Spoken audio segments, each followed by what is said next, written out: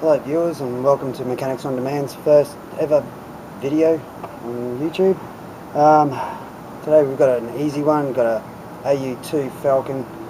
Have overheating issues. I'm going to try and work out what's going on. I do believe I drove it here this morning. Yes, it is getting up there. It's got 105 on the gauge when I put the computer on. Nothing more to say than that. It's usually raising while it's sitting in traffic, so it's pretty easy to say that the thermo fans have probably failed. But I have noticed a few other issues with it. There's some coolant leaks. The owners removed their own thermostat, and obviously has not put new gaskets in place or anything like that, and it's starting to leak out everywhere. But I'll give you a first rundown of the tests that I've done with the computer. Then we're going to check some voltages. Right, so here we go. Okay, so we've got our computer here. Let's go to Fort Australia. It's a Falcon AU II Futara. Just go to powertrain. Okay.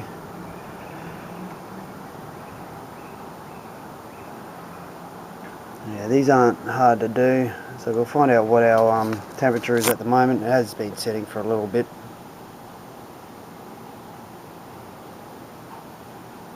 So that's not the problem anyway.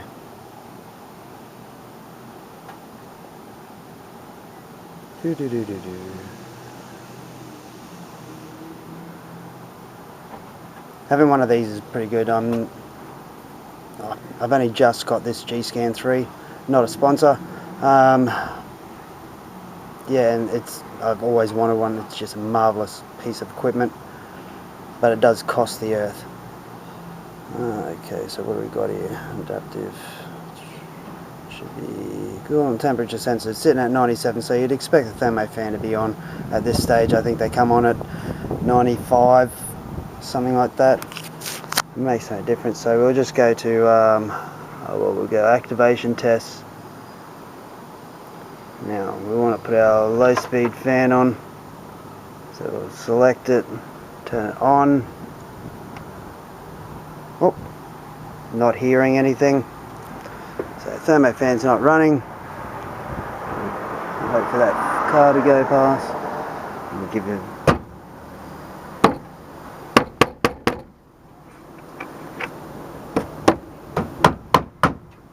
Did have it running before, so we'll come back over, we'll turn that off and test. We'll go to cancel, we'll go to high speed, select on. There we go. Now you can hear that fan actually running, but not a lot of speed to it for a high speed fan.